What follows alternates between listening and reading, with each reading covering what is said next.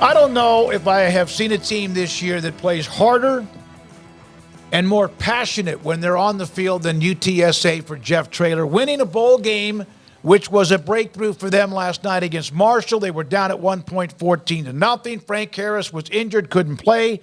Players in the portal. Jeff Traylor joins us, a great friend of the show on 365 Sports with Craig and Paul and David Smoak. You text me back at 4:35 this morning. Was that because the coffee was still in your system that was thrown on the back of you when the game ended? Well, I never sleep after a game. I just can't do it. My adrenaline just rolls through me the entire night. So I got to sleep about 5:30. I had 366 texts. I got them all done from about 4:30 to 5:30. Got to be on Sirius 84 this morning at like 7 o'clock, so I had to get up at 7. So I got an hour and a half sleep today. I bet I sleep pretty good at night. What is easier to wash off, Gatorade or coffee? You know, I've been blessed in 19 years as the head coach. At Gilmer, I was pretty much the mayor, right? So I made sure that my trainer always emptied all the Gatorade and water at the end of any game. So I never got doused once in Gilmer. And then at UTSA, I've become pretty popular quickly, and I empty everything. So anytime we got a big game, my trainers know they want to keep their jobs. They better empty all the Gatorade in the back. So I've never been gotten before.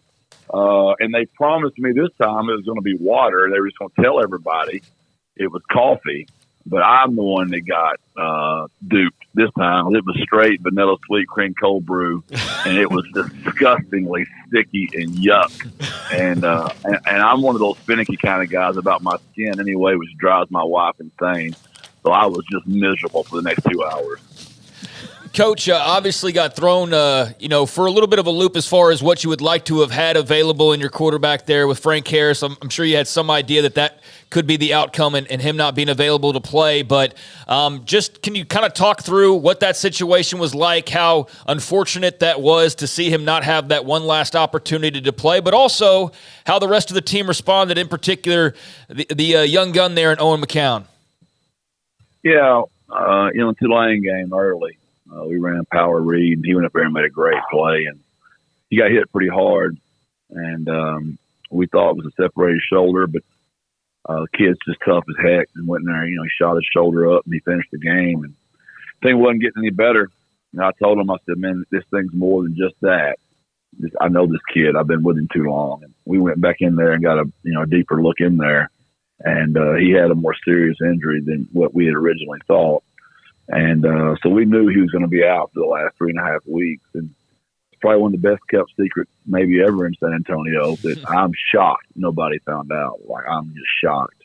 And, we don't have our indoor completed yet. So the weather was pretty yucky. It was rainy and cold and windy.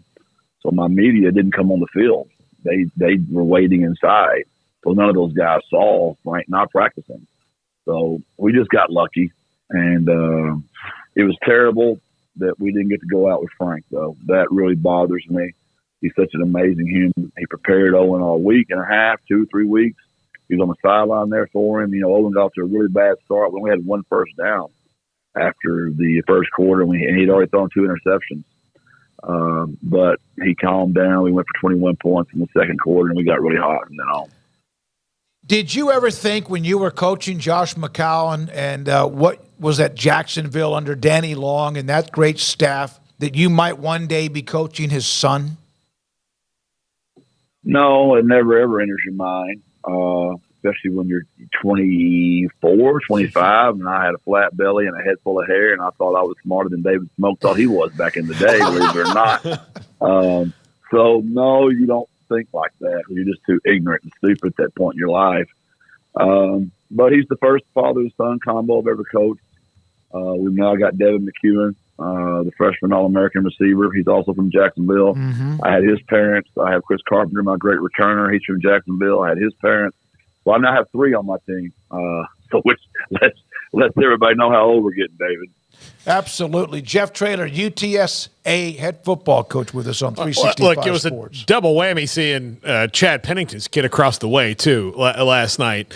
I mean, that'll really throw it back in when you have both those guys. But for Owen, how much of it was just, like, getting sometimes you just got to get the bad stuff out and then realize, like, hey, it's maybe not as terrible as I thought, or I'm not as nervous as I thought, and it's over.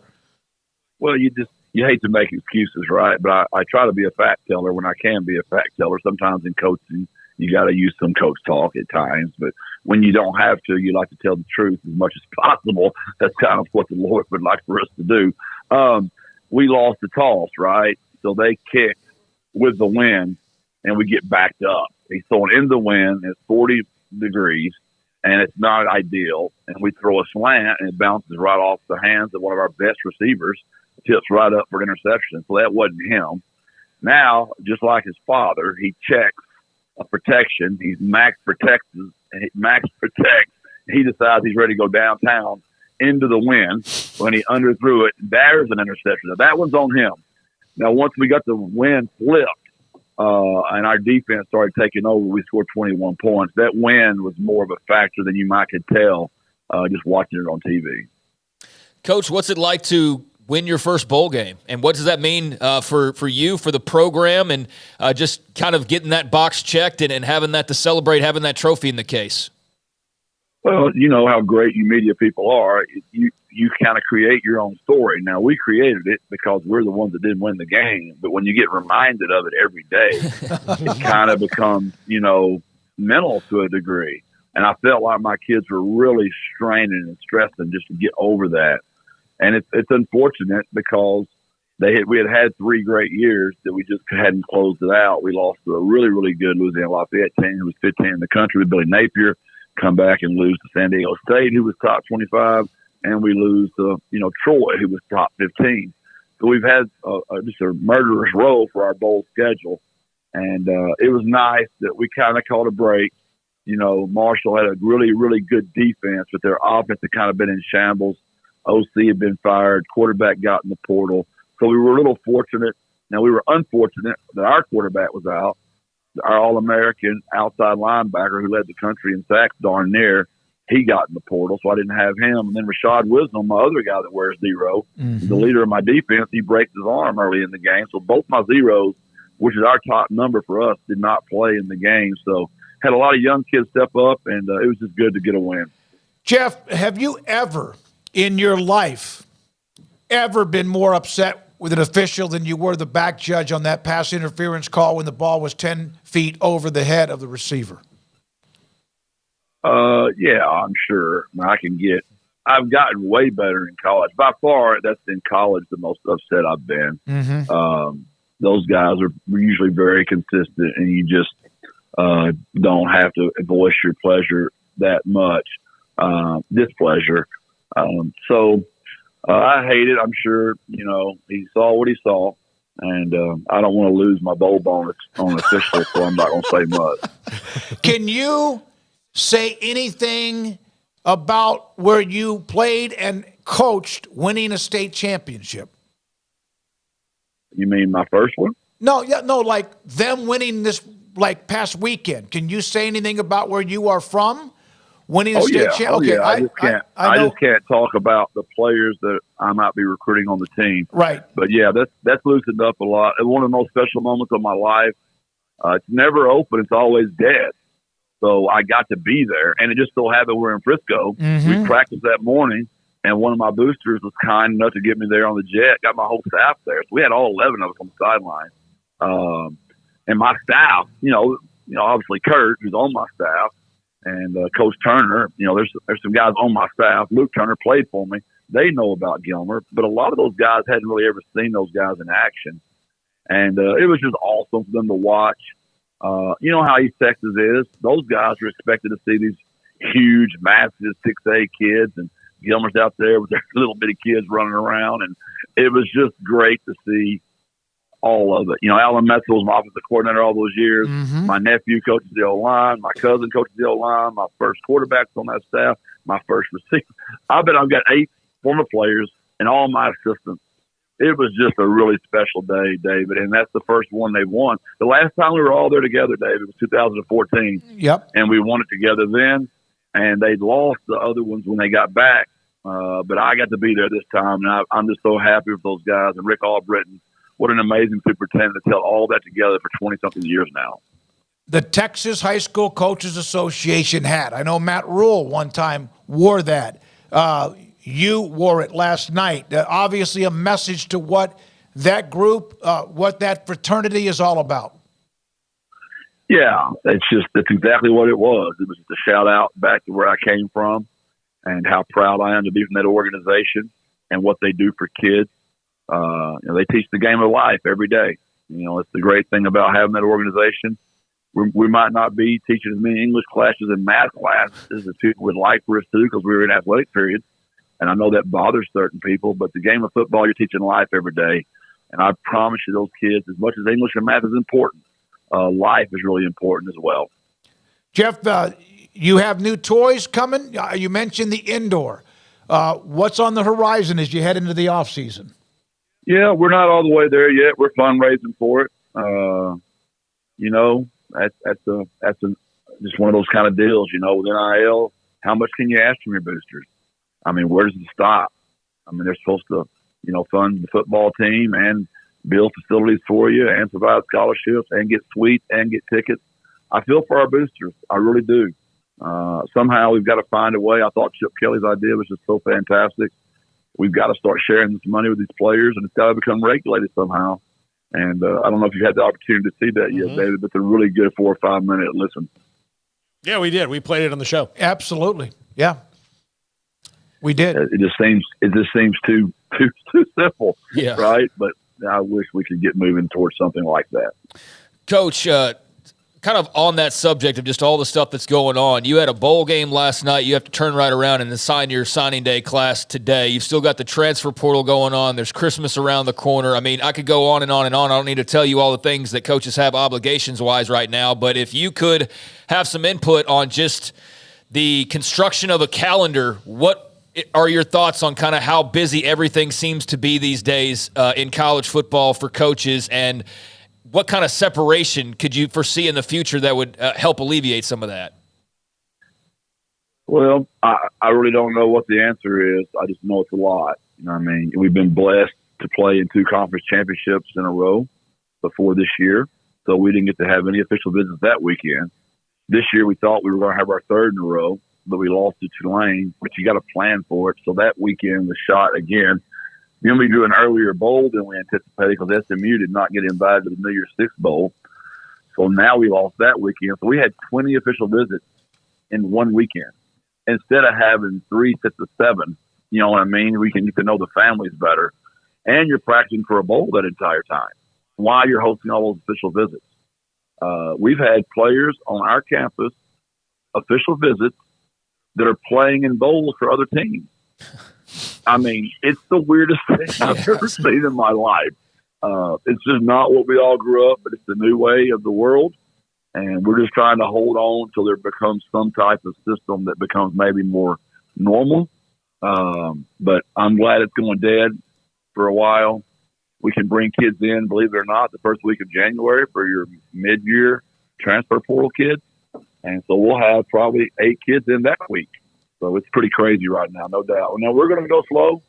I don't even look at those recruitment. I don't look at any of it. I don't know what one kid's rated. I never have cared. We'll be very, very slow and deliberate. This is a long process now. I think National Signing Day is every day now because nothing's binding anymore.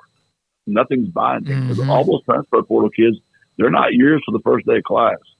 So they can sign wherever they want to. They can go somewhere else they want to.